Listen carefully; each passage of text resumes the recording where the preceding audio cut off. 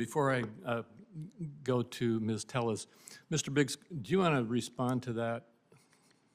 I would think if anybody, based on that discussion, has any doubts about my views, I highly encourage you to read the op-ed and not rely on the headline or characterization of the article. I would simply say that. It seems to me that I haven't read your op-ed. I'm going to go read it. But it seems to me that the question of whether, remember when Social Security started, we had X number of workers for Y number of benefits, and that has kind of inverted. And it seems to me the question is simply here, is it fiscally sound? And if not, how do we make it fiscally sound? Is that not the issue you were discussing? Sure. It is thinking about how we consider changes to Social Security going forward. If somebody has fully earned and fully paid for their benefit, that's not just a financial thing. There's sort of a moral claim that is made there, that it would simply be unfair to take benefits away from somebody if they had in fact fully paid for them. And in the article, I'm very clear you shouldn't, regardless, if a low-income person, regardless of whether they have fully paid for their benefits or not, you shouldn't take those benefits away. But if you have higher income Americans who are being promised benefits well in excess of what they have paid for, should they have a moral claim to tell our kids and grandkids that they therefore have to finance it? They therefore have to pay higher taxes to finance benefits that I may be promised but did not pay for. It's not, the question is not whether Social Security benefits are earned. The question is whether Social Security benefits have been paid for. And I just think you would really need to read the piece to understand it. But the idea that I'm simply saying Social Security is not an earned benefit, that it's simply a welfare benefit, that's just simply a mischaracterization of the argument I made there. No, I appreciate that. I wanted you to clarify that. Since we're on the Social Security issue right now, why don't I just have one question for each of you to answer.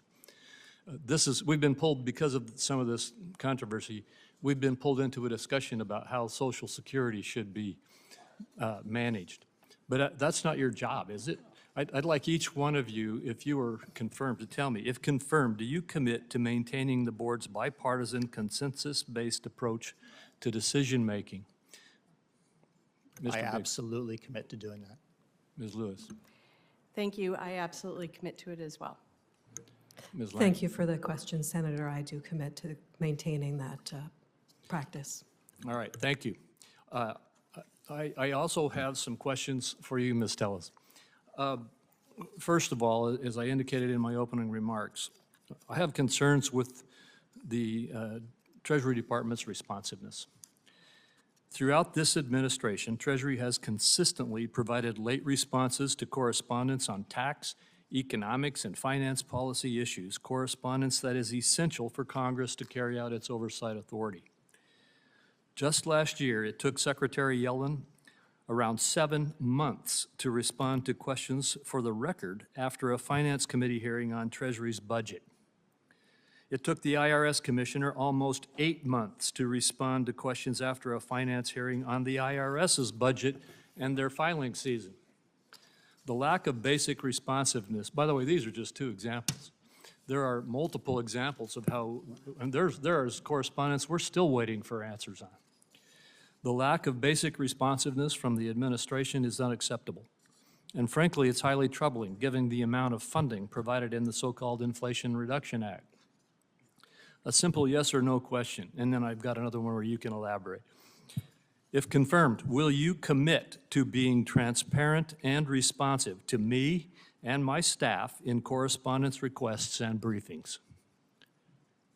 Thank you. And now, and you can respond. This is maybe an unfair question, so you can decline to answer it if you want to, but then I'd like to let you just respond in general to the issues I've raised. The question is, do you find a time of 7 or 8 months delay to a response acceptable? Thank you, Senator, for the question, and thank you for raising your concerns with me. I deeply respect the role that Congress plays related to policymaking and oversight responsibilities, and I understand how important it is to receive timely, accurate responses from the administration and the Treasury Department. So I commit to work with you and your staff to do our best to respond in a timely manner with accurate information. All right, one last question. In the case of different interpretations between Congress and the Treasury with respect to tax law changes, What steps will you take to ensure that all voices are heard and that the administration's preference on regulatory guidance does not overstep congressional intent? Thank you, Senator. I think the role of Assistant Secretary for Legislative Affairs is to ensure that voices in Congress and stakeholders are heard by the department, elevated respectfully within the department as decisions are being made, and I would commit to work with you and your staff to ensure that happens. Thank you. I would say to my friend, I went, I think, 7 or something. Would you like to go and finish up, or? No, I'm good. You're in good shape? Okay. Our colleague from Nevada. Thank you, Mr. Chairman. Thank